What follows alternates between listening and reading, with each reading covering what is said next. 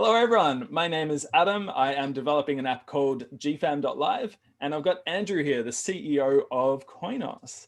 So Andrew, on the weekend, I actually purchased some Koinos for GFAM just to get ready for the future.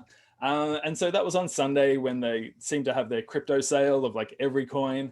And then on Monday, I actually saw that Koinos had hit 90% of the token being mined. So that's a really exciting milestone. So as someone who holds a little bit of coin now, like what's going to happen next? What should I be looking out for? What should I be excited about? Should I be excited about anything? You know, give me the goss. Yeah. Well, and first let me say, like, what you're doing is exactly The wrong thing to do. the right thing to do. The right thing to do. Koinos is really for developers, and the point that I feel like we need to be making better and communicating better is that the ideal demographic for Coin is the developer who wants to launch an application that leverages a blockchain and that is free for their users. Yeah. And the way that you can guarantee that user experience is by acquiring the coin. If you have coin, it's our job to make sure that you can build a great free to use app. And it's our job to make sure that that user experience can scale. And so like people often ask me like, why should speculators buy your token? Why should ordinary people buy your token? And it's like, those aren't really the people that Koinos is built for. At least they're not the first class citizens. The first class citizens are the developers. And the reason why speculators and end users should be interested in getting involved is because the apps are going to be so great. And there's going to be like so many potential games to play, so to speak. Yeah. So sorry, my cat is like. No, I mean, everyone should be part of this video. So you're exactly the ideal demo. I mean, honestly, at this point, like it's so early that what I want more than anything is for as many developers as possible to get their hands on coin. Yeah. So that they're able to build those great applications. To think about it in a different way, if all of the coin went into the hands of speculators or people who want coin to be something else, yeah, then that would only make it more difficult for us, right? So the more coin that's in the hands of developers, not only will that enable them to build great free to use blockchain-based applications, but that's what will enable them to influence the design of the system itself, because that'll give them influence over the governance, system upgrades, new features, what features we prioritize, what improvements in terms of efficiency and performance and things like that. Mainnet is so okay to get to your answer. Like, what do you have to look forward to, right? So the two major benchmarks. The two major milestones are testnet and mainnet. And testnet is scheduled for Q2 of 2021. Yep. We're looking good on that. Awesome. Mainnet is scheduled for Q4. Now, the thing to understand about Koinos that makes these things a little fuzzier is that is the upgradability, is our ability, the ease at which we can develop new features and integrate new features and bolt them on to the blockchain as we go. So we're going to launch the testnet. It's going to be super simple. And then meaning it's not going to have really any of the features that people are used to Right. from a blockchain, um, because those will come from the smart contracts that we write after the testnet. Yeah. There's no point in doing that work yet. So Right. So what I there'll like be to no smart contracts on testnet specifically, as in like there'll be no community smart contracts on testnet. correct. Okay. Yeah, correct. Gotcha. Yep. Yeah, I think at testnet, basically, like, you'll be able to write C++ smart contracts Yay. on Koinos if you like totally understand all of how Koinos works. Of which there is a massive population of people that do. Of course. Yeah. So we have to develop things called contract development toolkits. Yep. And I think the way that it works is like without a CDT, you can still write smart contracts, but it's way harder. But it's you have to literally be the person who built the whole thing in order to do that. Yeah. Right. So it's like launch testnet, develop CDT, C++, CDT, so that we can write smart contracts, start writing the smart contracts that will code up all of the complex behaviors, governance, consensus, things like that, right? We have ideas for designs and everything, but we can't write smart contracts yet because we don't have it, so anyway. So, and then as we're developing the C++ smart contracts for the system contracts, we can also be working on a TypeScript CDT, right? So that work is orthogonal, to use the engineering. Now I can't use words that normal people use. Right, so we can work on TypeScript support at the same time as we're working on the system contracts for the C++. So that'll be great for community developers. But right, so there's going to be all of this stuff moving at the same time. The way I like to explain it is that modular upgradability basically means that we can build blockchains in reverse order. That's the hardest thing to wrap your mind around. Yeah. And so what I think is, and you just like put so much stuff off into the future. Right. And so the cost of that, going back to our other conversation of like comparing our approach to other approach, what's the cost, what's the benefit? The cost of modular upgradability is the uncertainty.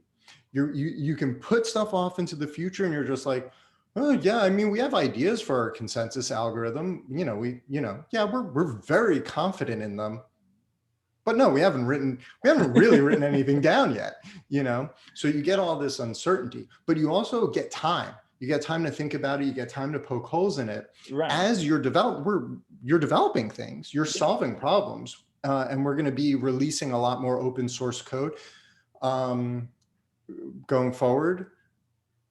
I mean, we might release more open source code. We already released Koinos types, to answer your question about things to get excited about. Obviously, we're going to open source the testnet. But, I think what's going to happen is that testnet's going to come out. We're going to be talking about our designs as we write smart contracts. So I literally don't even know what order we're going to tackle them in. Right. So say, for example, we decide that the consensus algorithm smart contract is the first thing we want to work on. So we're going to be talking about it and we're going to be soliciting feedback and the community is going to get to weigh in. And we're going to have to come to a consensus as a community about the way to move forward, like a decentralized system. Right. Yeah. Like what we all actually used to want, you know? This sounds crazy and I'm scared. It's wild. Yeah. Um, and I'm honestly not worried about the speed. Yeah. I think we're going to be able to make rapid progress, but I think what's going to happen is that we're going to, it's going, the part of the conversation is going to be what's the minimum viable, what's the minimum viable mainnet?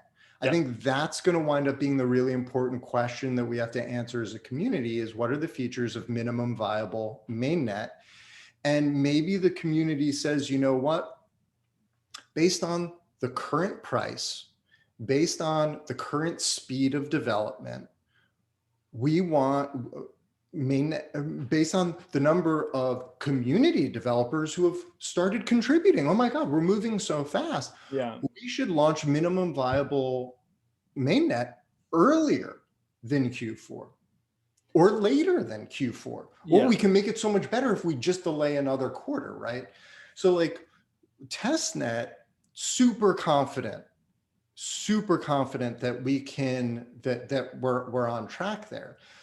But once testnet comes out, there's going to be all this uncertainty, which I think is great and super exciting because it's not uncertainty like, will they solve the problems, right? We're so accustomed to thinking, will IOHK or will block one use that time and then come out and be like, hey, here's our great marketing campaign and our magic solutions. Like, that's not what it's going to be like. It's going to be this very open process where people are seeing everything that's happening as it's happening and then making decisions based on existing conditions instead of trying to predict what things are going to be like 3 years from now, 4 years from now. It's like, you can't do that. No. So just to clarify, as a developer, would I be trying to develop smart contracts on your testnet, or would I do that on mainnet later? The real question is, when should I be paying attention? I think as a developer that you should be like ramping your attention gradually. Okay. That's a really great question. That's what I'm here for. Yeah, I think, if I were in your shoes, Yep. obviously, like what I like to say is that if you started designing your smart contracts right now and your back end right now, in a platform agnostic manner, then I believe that we will ship mainnet before you complete all of the work that you're doing. Ah, throw the gauntlet down. Well, we'll see about that. But that says, but honestly, that says less about how fast I think we will ship mainnet and more about how much I think developers underestimate how much work is involved with doing all of that stuff. Yeah, totally agree. And so, what I would suggest to you, developers like you, is start that work, monitor whatever platforms you're considering leveraging. Yeah. Right. So, okay, I think Koinos is better than Cardano. Okay. Don't even think about using Cardano. No, think about using Cardano. Yeah. What does that mean for you? Understand the limitations and the benefits. Yeah. Yeah. But let's think about this. Cardano, massively valuable company. They're going to give you TypeScript support in 3 to 5 years. I listened to an interview. He was like, this key to Cardano's success is getting all of the JavaScript developers. And let me tell you, we're going to get them in we're going to have that in 3 to 5 years. And he's so happy. And I'm like, okay.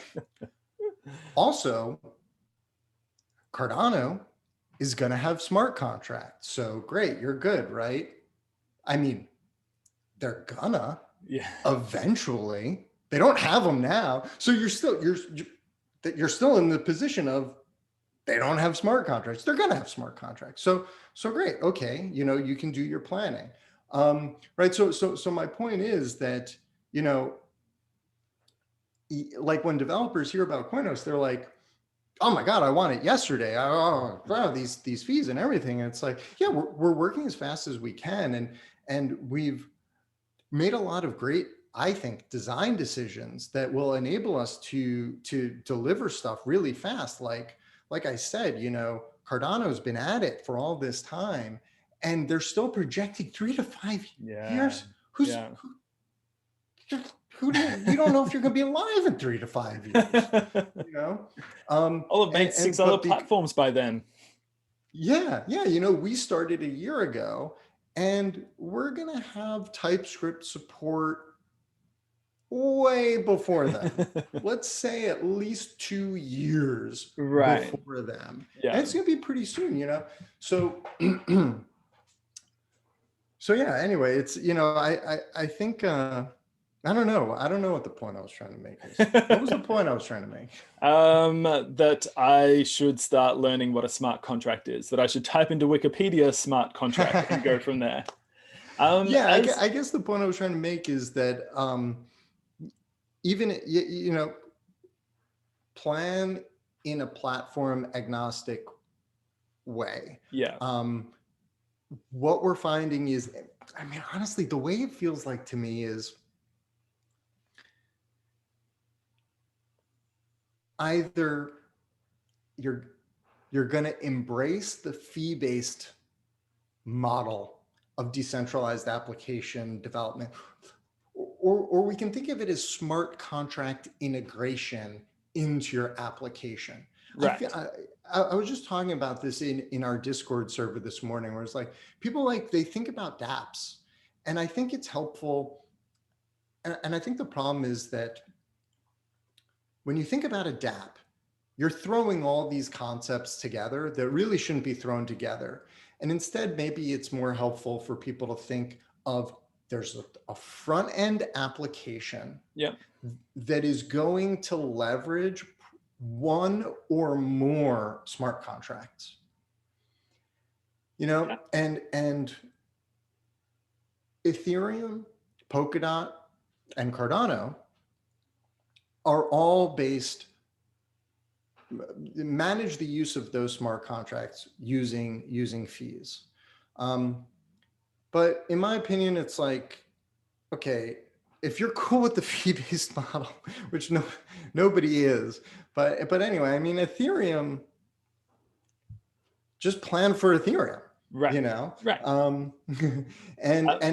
And if you are considering leveraging a non-fee-based model, then Koinos is there for you. And as you're developing your application, maybe just think in terms of Ethereum and think in terms of Koinos, and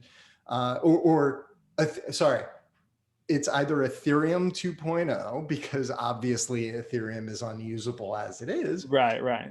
Which is, again, God knows when. And there's Koinos, which is feeless. And hey, let's be generous to everyone involved and say God knows when. Right? So you're at God knows when. Well, one's feeless, one's fee-based. They're all smart contracts. The reason I bought Coin on Sunday was because gas fees had dropped to a semi-acceptable level. So instead of my transaction being $120 worth, it was like $18 worth. So that's why I jumped. No other reason. That was my motivator. So my coin is currently in Uniswap, or it's on MetaMask specifically. And at some point, I'm going to need to move that onto mainnet. Is that correct? Or is there an airdrop or something? Do you know how that works? Well, I think the way it'll work is that we'll do a snapshot of Ethereum. Gotcha. and so, yeah, the tokens will basically be replicated. And so the thing you want to worry about, and really the most important takeaway here is that if you're a coin holder, it's really important to stay on top of the Yeah. ecosystem. Join our newsletter by going to koinos.io. We're going to, communications are the real important thing here, because we don't have the solution done yet. Yeah. Yeah. You know, there's That's fair. lots of ways to do it. It's been done countless times before. We're not at all worried about executing it. But you want to make sure you're aware of how it's going to be executed, because it might impact you in important ways. So for example, you know, if we're going to do the the airdrop on on day 5, and you buy a bunch of coin On day 6. ERC20 on day Yeah. 6, Yeah. that might create a problem. The snapshot won't contain that coin. So I think the most important thing to bear in mind is that, you know, there will very likely be a date where effectively acquiring acquiring the coin ERC20 will be worthless to you if Yeah. the idea is that it'll give you some kind of benefit on Koinos. Yeah. Yeah. No, that totally makes sense. And so It'll still be there, which I think is fascinating. I in think, you itself, know, right? Yeah. like, yeah, like it'll probably still be there. It'll probably still have a price. Yeah. I imagine so. Yeah. But I guess that means in future there might be some confusion of like, oh, I just bought it on Uniswap, but it's not the real thing or whatever. Yeah, Yeah, but maybe. that happens, you know. Yeah, I think EOS, you know, that's kind of the consequence of doing things this way. yeah, no, totally understand. Blockchain confusing. Who would, it's like, yeah, sadly, there's still way too much confusion in this yeah, blockchain stuff. You know, we made these decisions for, you know, a wide range of stuff. It's like, you know, it's always this cost benefit analysis. How do we do something fast that gets the job done? You know, with crypto and blockchain in general, I mean, a lot of the time when people ask me what they should do about something, I'm always just like, you know what, wait, yeah, just wait until it feels right for you. yeah, And once it feels right for you, great. That means we're making progress, you know, you know, friends and family would be like, should I buy coin? I'm like, you should buy coin when you want to. That'll be a great signal to us, you know. yeah. I mean, it is super interesting, and I guess like to kind of expand on that point, every time I build new functionality into GFAM, it then makes it more confusing for new users. So like, you know, added features make things more confusing. Like that, everything is hard. Yeah. Well, simplicity, Yeah. the some of the probably the most important lesson I feel like I've learned just in my life, it definitely it definitely feels like my experience in software development at Steemit, working on Steam, working on Koinos, seeing the most impactful companies from Tesla to SpaceX, obviously primarily created by Elon Musk, you know, this lesson of simplicity. I mean, most importantly, the work we're doing. I mean, starting on Koinos, having the experience we had at Steemit, and seeing the impulse toward complexity, and getting those nightmares where it's always fun to think of new features, and Yeah. and I'm super guilty of this, where I'm like, I know people are going to use Koinos for this. I know it. We should make this a priority because they will use it. But it'll make it more complicated, and it'll make it more complex.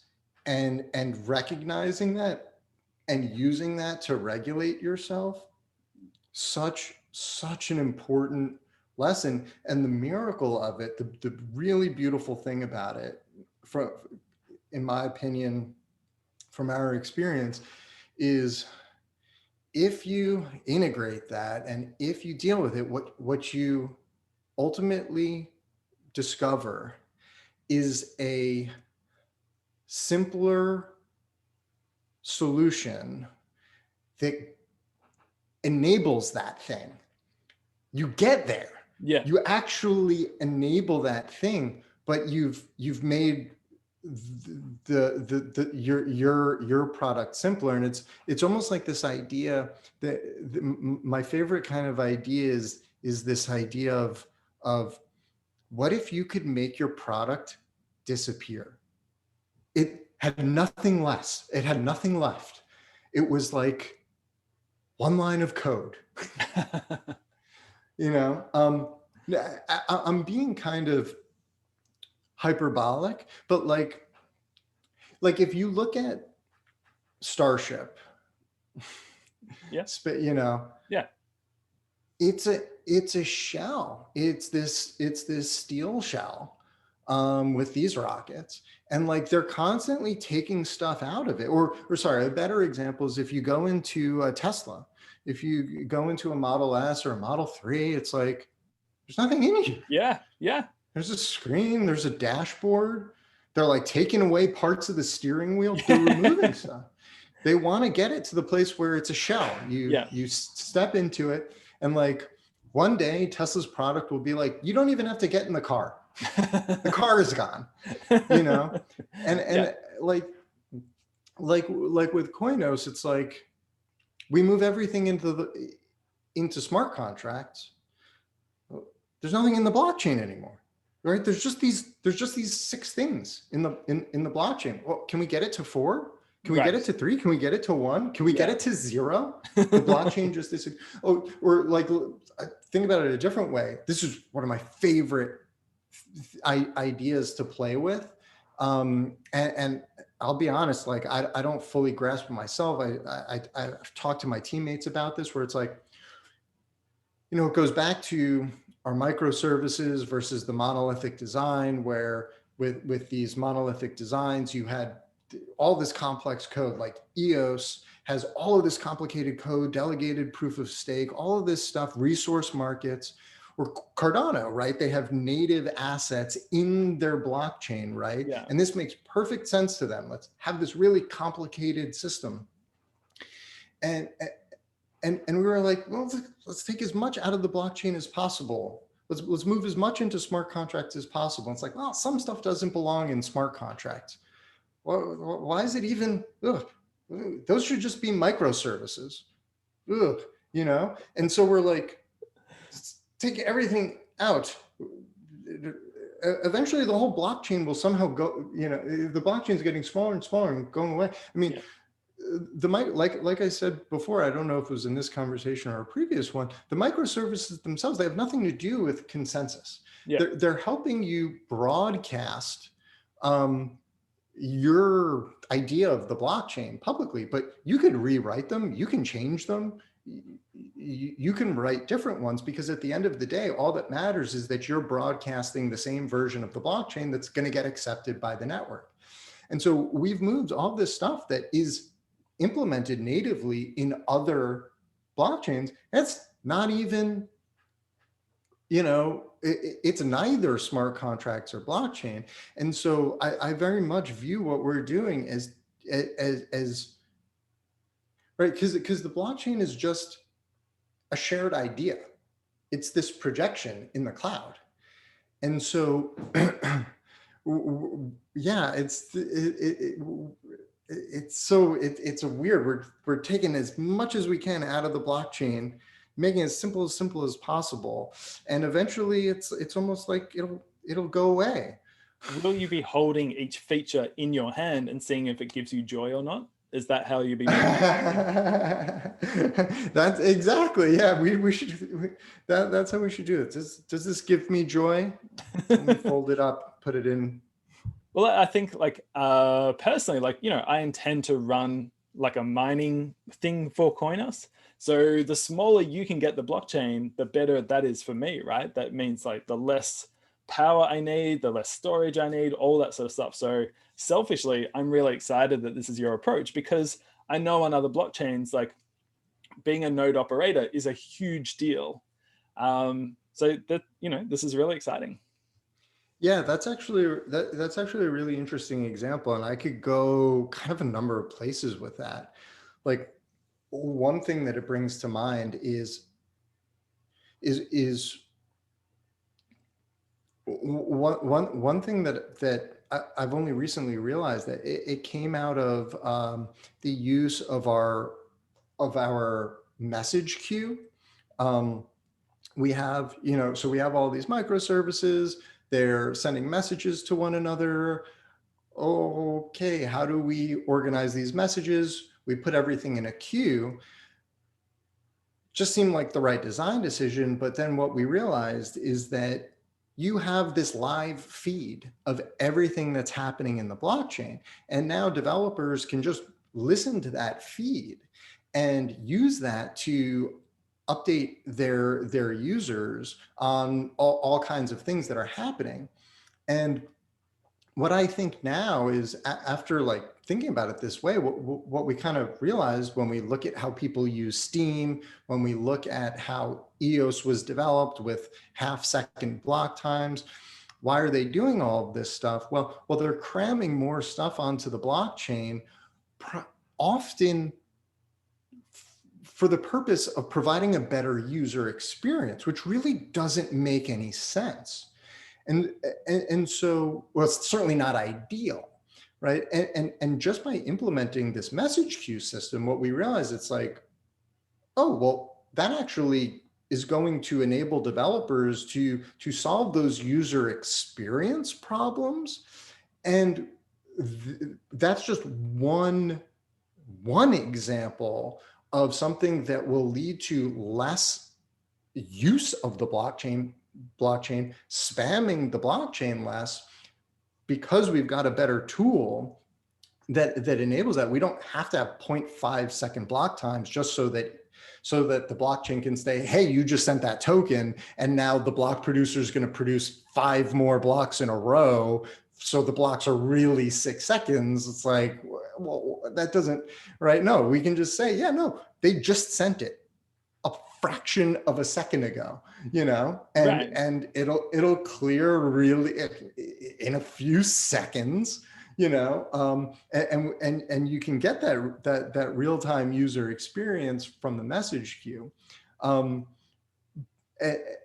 but the other point that I wanted to make, uh, and so that, that's this weird example where it's not like that was a scaling solution, but that, in addition to many other of the improvements that we're doing, will result in a blockchain that isn't growing as fast, nodes that aren't as big. And Right. so you can run a node. Now, the microservices are a totally separate but related solution that will enable us, that will enable you to run nodes more efficiently, scale up individual microservices within your node. If you, start, so our objective is to ensure that anyone on ordinary hardware can run a node. Yeah. um, a full node, just to make that clear. But you're a developer, and GFEM is going to be great, and it's going to grow, and Koinos is going to help make it great. Yeah. And so, and it'll be able to scale to a degree with you. But as you grow and grow, eventually you'll find that your infrastructure needs to get a lot more robust. You Yeah. need to start building that out.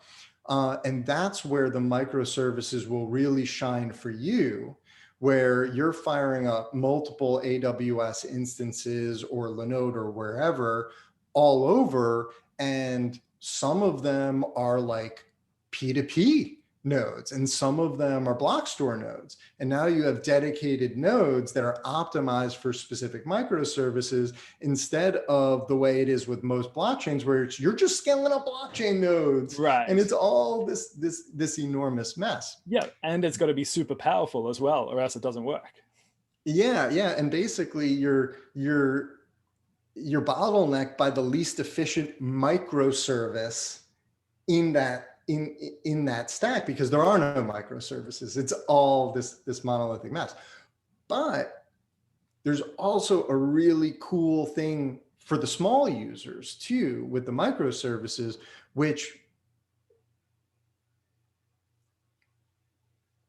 is that I'm trying to be, I don't know what I should say or not, but basically, let's say eventually Koinos does get too big or whatever, or say you have very minimalist hardware. Say you have too little hardware. You got 4 gigabytes of RAM, and you got 100 gigabytes of Space. Spinning disk. Yeah. Right?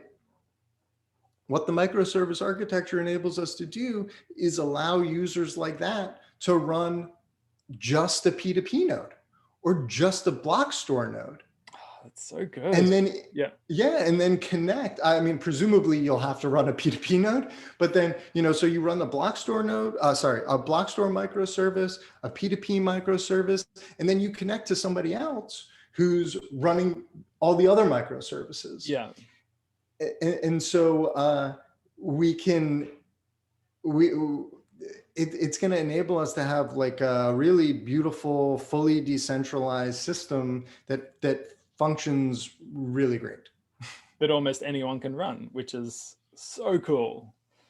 Yeah, I mean, anyone will be able to run it. Like, I think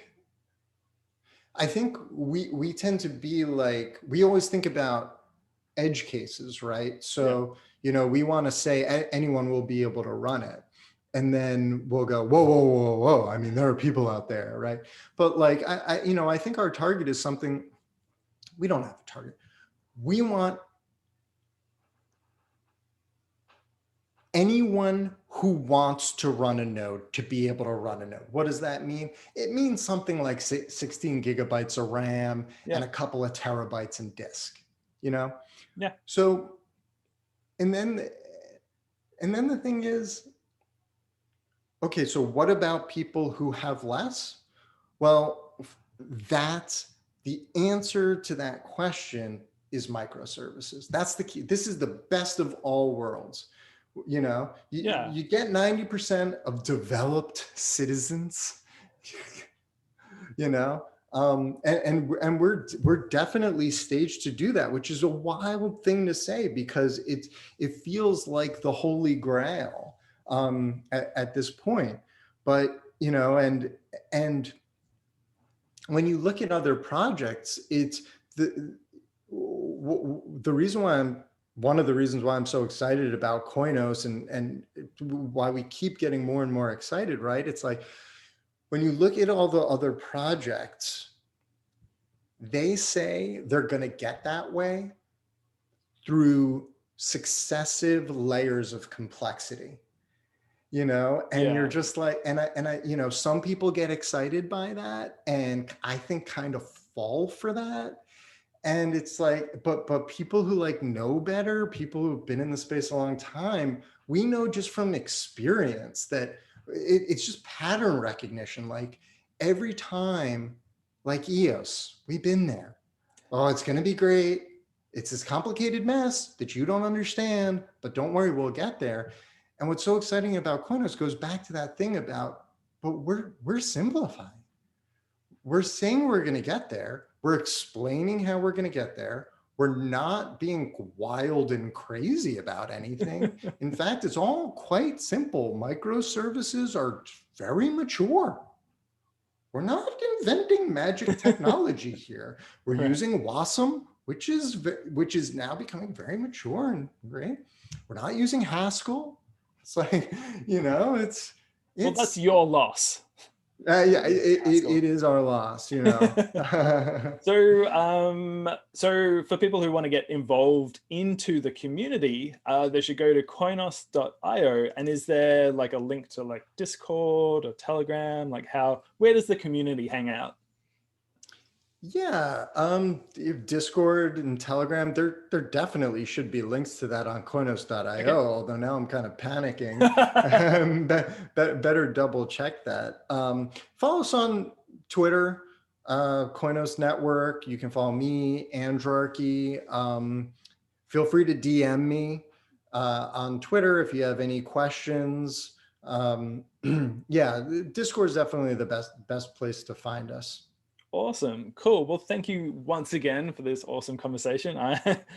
There really is a lot to look forward to. And, I want it to be 2022 now because there's so much to be excited about. Well, Awesome. Well, I'm glad you're excited. We can ship stuff faster if more developers get involved. I'm happy for anybody to come join our community. But maybe what we need right now is really developers. And honestly, we could really shock the world with how fast we could ship this stuff if more developers got involved. So reach out to us.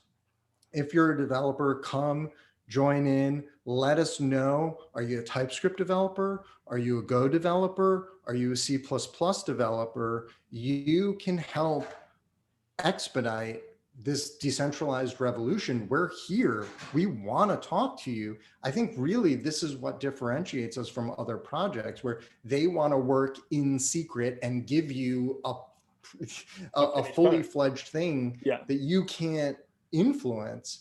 And we're doing everything the opposite way. We're building a product that we can all work on in the programming languages that we all already know, and we can iterate on this thing and make it what we need, and what we want, and we can do it really, really fast. It's just a question of engineering and developer resources.